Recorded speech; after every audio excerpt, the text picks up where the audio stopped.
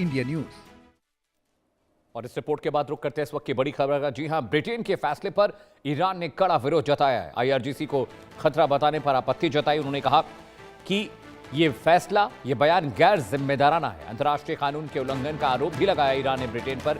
Britain के राष्ट्रीय सुरक्षा कानून के तहत हुई कार्रवाई, दोनों देशों के बीच अब कूटनीतिक तनाव बढ़ सकता है। जी हां, ब्रिटेन ने रिवोल्यूशनरी गार्ड्स को लेकर कहा था कि ये दुनिया भर की सुरक्षा के लिए खतरा है। इस पर ईरान ने अपना गहरा एतराज़ जताया। उन्होंने कहा कि इस तरह के बयानों के चलते जो डिप्लोमेटिक कम्युनिकेशन है, जो ताल्लुकात है, वो तनावपूर्ण हो सकते हैं। ब्रिटेन के फैसले का ईरान ने कड़ा विरोध करते हुए कहा कि जिस तरह की बातें ब्रिटेन कह रहा है, ईरान उससे इत्तेफाक नहीं रखता। दोनों देशों के बीच अब कूटनीतिक तनाव बढ़ सकता है। जी हाँ, मैं आपको बताऊं कि ब्रिटेन ने यह कहा था कि आईआरजीसी एक बड़ा खतरा है दुनिया भर के लिए, जिसके बाद ईरान ने इस पर कड़ी प्रतिक्रिया देते हुए ब्रिटेन के इस बयान का विरोध किया। उन्होंने कहा कि अंतर्राष्ट्रीय कानून का ये उल्लंघन है कि आप किसी देश की सेना को दुनिया भर के लिए खतरा बता रहे हैं।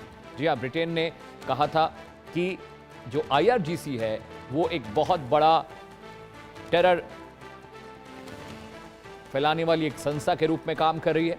वो सैन्य संस्था नहीं है, वो एक टेरर ग्रुप है। और ये बयान आने के बाद उन्होंने ईरान पर हमला किया, जिसका ईरान ने विरोध जताया है।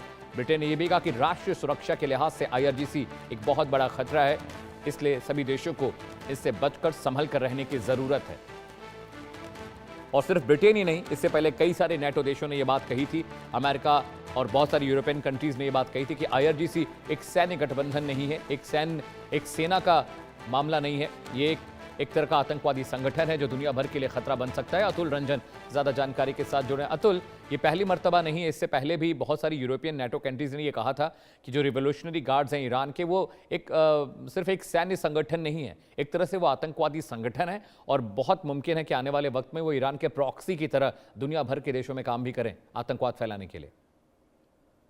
बिल्कुल, देखिए, इन्हीं वजहों का हवाला देकर ब्रिटेन सरकार ने जो है ये फैसला जारी किया है, जिसका ईरान जो है विरोध कर रहा है। ईरान का ये कहना है कि आईआरजीसी जो है एक परफेक्टली लेजिटिमेट, काफी एक संवैधानिक और एक कानूनी रूप से एक जो है एक जायज संगठन है।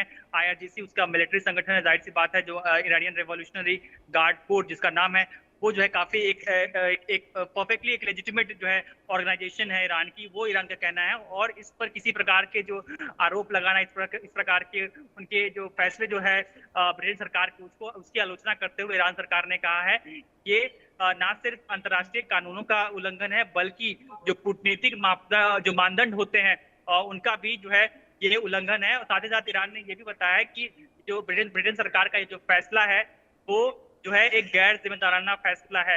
यानी कि जो आईआरजीसी को जो खतरा बताया है ब्रिटेन सरकार ने, उसकी जो है आलोचना आईआरजीसी ने की, ईरान ने की है।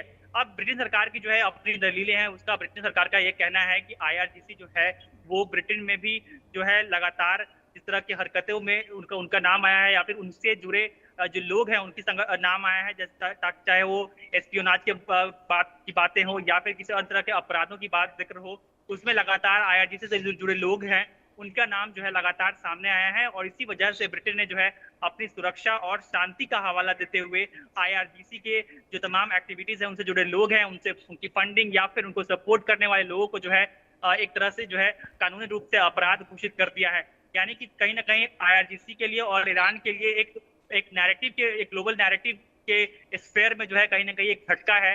क्योंकि जिस तरह से आप देखिए कि ब्रिटेन जो है लगातार ईरान से जो है एक कन्फ्रंटेशनल जो है एक रिश्ते बनाने से बचता रहा है। अभी आप देखिए, जब युद्ध लगातार ईरान और यूएस और इजराइल के बीच जारी था, तब ट्रंप ने जो है ब्रिटेन के जो एयर बेसेस हैं उसकी मांग की थी, जिसको लेकर शुरू में ब्रिटेन ने जो है हिचकिचाहट दिखाई। हालांकि बाद में वो मान जरूर गए, लेकिन काफी सीमित इस्तेमाल करने का ही जो है परमिशन जो है यूएस फोर्सेस को दिया गया था। लेकिन अभी जो कदम आईआरजीसी को बैन करने के लिए या फिर उन पर जो टिप्पणी जो की गई है ब्रिटेन सरकार के द्वारा, कहीं ना कहीं ये दिखाता है कि जो ईरान और आईआरजीसी ने जो है हाल फिलहाल में जो जिस तरह से पीस डील का जो उल्लंघन किया है और पीस डील को मानने से जो एक तरह से इनकार कर रही है ईरान सरकार, उसका एक खामियाजा भी आप कह सकते हैं जो ब्रिटेन सरकार ने इस समय जो फैसला सुनाया है। बिल्कुल Atul, this is very crucial, क्योंकि देखिए अब ब्रिटेन जैसे देश जो कि अमेरिका के एलाई हैं भी, लेकिन कई बार अमेरिका की कही गई बातों पर, अमेरिका की स्ट्रैटेजी पर वो एतराज़ भी जताते हैं। लेकिन ईरान ने भी साफ साफ कहा था कि वो देश जो अमेरिका के सुर में लाते हैं, अमेरिका के साथ रहते हैं ईरान के खिलाफ, उन पर भी खतरा है। और आपको याद होगा कि एक ब्रिटिश आइलैंड पर एक ड्रोन के जरिए कुछ महीने पहले अटैक हुआ था, करीब 1.5 महीने पहले की बात है, और वो ईरानी ड्रोन था जिसने हमला किया था। ब्रिटिश वहां पर बहुत सारी आर्मी के लोग थे, ब्रिटिश वहां पर कैंप था जहां पर हमला हुआ था। उसके बाद से शायद ब्रिटेन ने अपना सुर भी बदला, बयान भी बदला, और ब्रिटेन ने यह भी कहा है कि हमारा और अमेरिका का भले विवाद रहा हो विचारों को लेकर, लेकिन आतंकवाद के खिलाफ लड़ाई में वो अमेरिका के साथ खड़े हैं।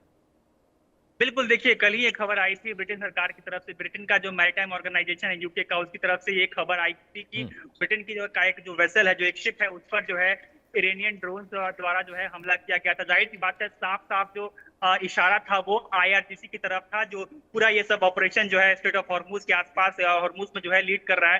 तो कहीं ना कहीं जो घटनाक्रम जो ब्रिटेन वेसल के साथ जो हुआ है स्ट्रेट ऑफ हॉर्मुज में, उसका भी आप एक फॉल आउट इसे कह सकते हैं कि जिस तरह से ब्रिटेन ने ये जो पूरा फैसला सुनाया है, जाहिर सी बात है ईरान इसको लेकर नाखुश है। भले ही